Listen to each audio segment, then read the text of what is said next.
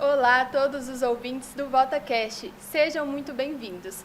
Eu me chamo Thaís e é com muita alegria que estamos aqui hoje apresentando o primeiro episódio do nosso podcast pensado para você que deseja se aprofundar e conhecer melhor o direito eleitoral.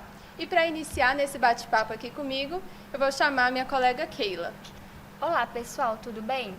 Vocês já ouviram falar que em alguns países qualquer cidadão pode se candidatar a um cargo político mesmo não estando em um partido? Mas será que na prática é tão simples assim? Bom, no episódio de hoje nós trouxemos 3 colegas para explicar tudo sobre a candidatura independente para vocês. Convidamos a Isabela Vitória, o Samuel e a Maria Fernanda para falar aqui conosco. Sejam muito bem-vindos. Boa noite. Obrigada, boa noite. Boa noite, tudo bem? Então vamos começar pelo básico. Isabela, o que a legislação brasileira diz sobre a candidatura independente? Boa noite, Keila, Thaís, convidados e ouvintes.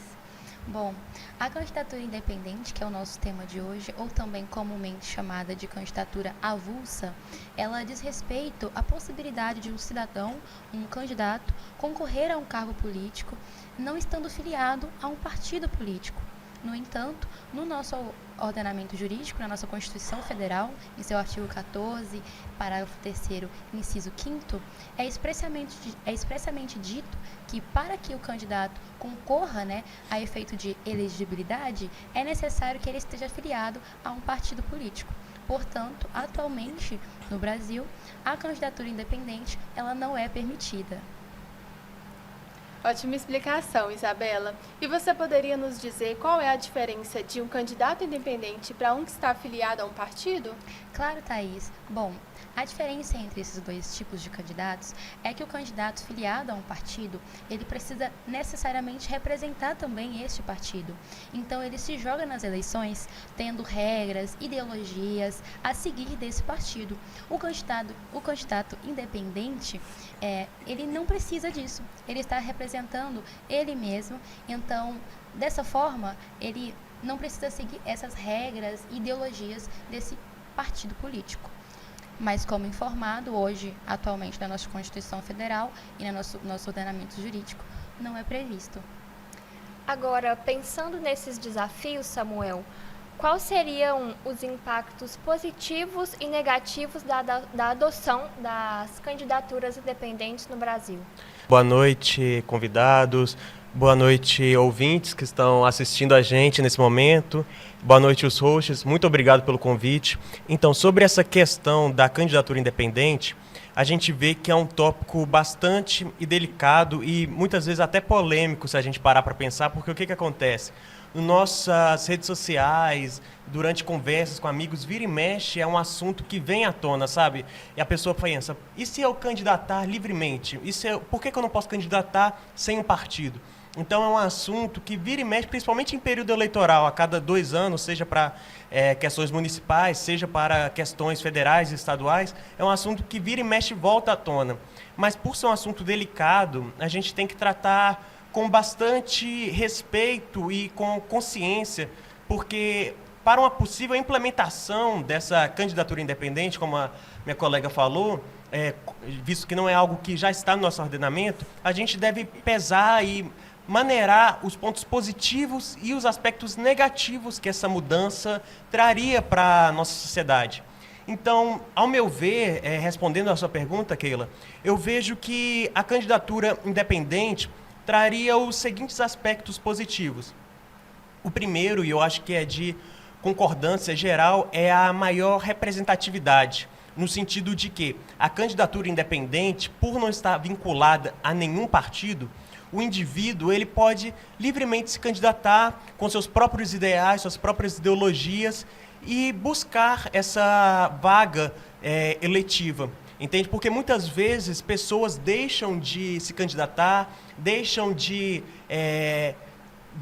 participar de eleições, sabe? Porque não concordam plenamente com o que o partido tem ideologicamente ou com o histórico do partido. Muitas vezes o partido tem um histórico de corrupção, independente do partido que seja, ou teve grandes nomes fortes no partido que o sujeito que está candidatando ao cargo eletivo não concorda. E também, às vezes, o indivíduo simplesmente não...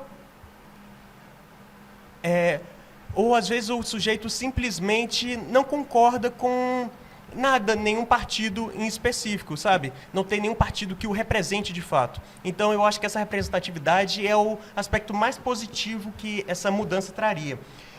O segundo aspecto que a gente também teria no nosso ordenamento eleitoral seria a maior incentivação, sabe, a participar das eleições, porque muitas vezes o indivíduo sequer vota, ele justifica, ele viaja para justificar, ele não transfere o título onde ele está habitando para não votar, porque não acredita nos partidos, conhece o histórico dos partidos e opta por não votar. Então, por ser uma mudança, é uma novidade, o fato da novidade em si já influenciaria o indivíduo a votar e também porque sempre teria um nome novo, entendeu? Sempre teria nome novo, às vezes a pessoa até conhecida, mas que não era afiliada a nenhum partido e tem uma boa noção sociocultural, econômica, entende? Então, acho que incentivaria.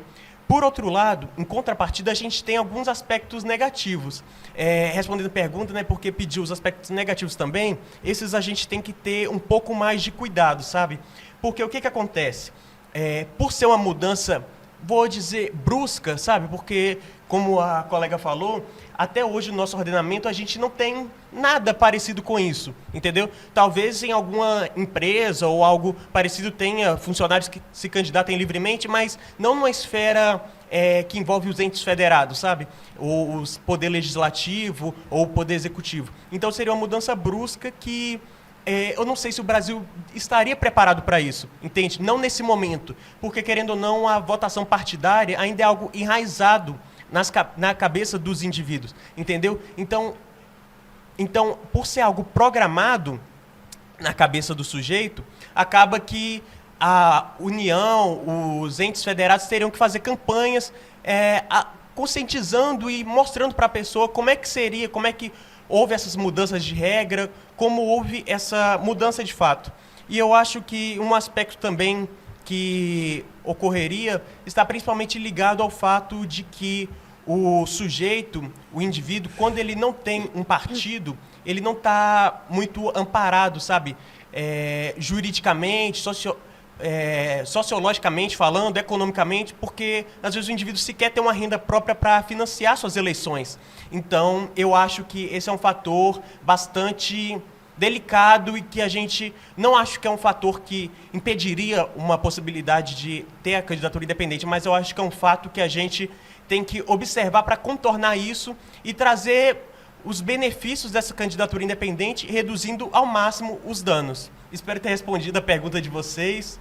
E, novamente, obrigado por ter convidado. E eu acho que é de suma importância mesmo esse assunto ser debatido. Agora, Maria, você acredita que o Brasil está no caminho para a aprovação da candidatura independente? Boa noite a todos que nos assistem, aos meus colegas.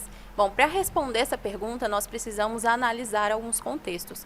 No contexto internacional hoje, que é onde a gente vê que já existe essa implementação, nós temos algumas pesquisas que trazem alguns dados nesse sentido. Bom, nós temos um levantamento da ACE Project que já traz que, de 205 países que possuem sistemas eleitorais válidos, cerca de 193 já implementam as candidaturas independentes. E isso, numa pesquisa um pouco mais restritiva, mais recente também, traz que, desses países, nós temos países que não só implementam a candidatura independente, mas como a implementam de forma que o candidato independente ele possa concorrer em pé de igualdade com os demais candidatos que fazem parte de um partido político. E aí, esse número, claro, vai descer um pouco, mas ainda fica em torno de 43% dos países, né? Democracias, claro, que tem um sistema eleitoral válido. Então, nesse contexto, a gente pode ver que o mundo ele já caminha nessa direção. Então, quando a gente olha para o nosso contexto nacional, internamente, a gente vê que, como o Samuel pontuou, já existem candidaturas independentes em certo aspecto, uma vez que os candidatos, eles hoje, aproveitando-se da internet, da tecnologia existente, muitos já conseguiram a visibilidade necessária para se eleger e só se utilizaram das legendas partidárias para cumprir meramente uma obrigação que a legislação traz. Então, nesse contexto, a gente consegue visualizar que já cria-se um cenário onde seria possível uma candidatura independente, porém, o que inviabiliza isso é a nossa própria legislação. Então, todo o contexto onde o legislativo seria quem deveria trazer essa questão à tona, né, como nós tivemos há cerca de 5 anos atrás, que o Supremo Tribunal Federal trouxe esse questionamento, né? Nós temos projetos de lei que não andaram, mas neste mesmo sentido, há um conflito de interesse, uma vez que o legislativo ele não é interessante para ele, né? Porque essa candidatura ela enfraquece os partidos, né? O sistema eleitoral partidário. Então, a gente pode responder essa pergunta de forma que, apesar do mundo caminhar nessa direção, o Brasil ele ainda precisa de uma democracia um pouco mais amadurecida para que nós possamos pautar e ter, de fato, a possibilidade de candidaturas independentes no nosso país. Perfeito, pessoal. Então, sintetizando tudo que foi dito, nós entendemos que a candidatura independente, para alguns, ainda é um sonho distante no Brasil, porque ela ainda depende de algumas mudanças na nossa legislação para que ela aconteça. Por fim, vale ressaltar que a democracia se faz com informação. E nós queremos agradecer também a toda a equipe que colaborou para o nosso podcast e a todos os ouvintes que estiveram até aqui conosco. Não esqueçam de deixar a sua curtida e também o comentário com a sua opinião abaixo. Até a próxima!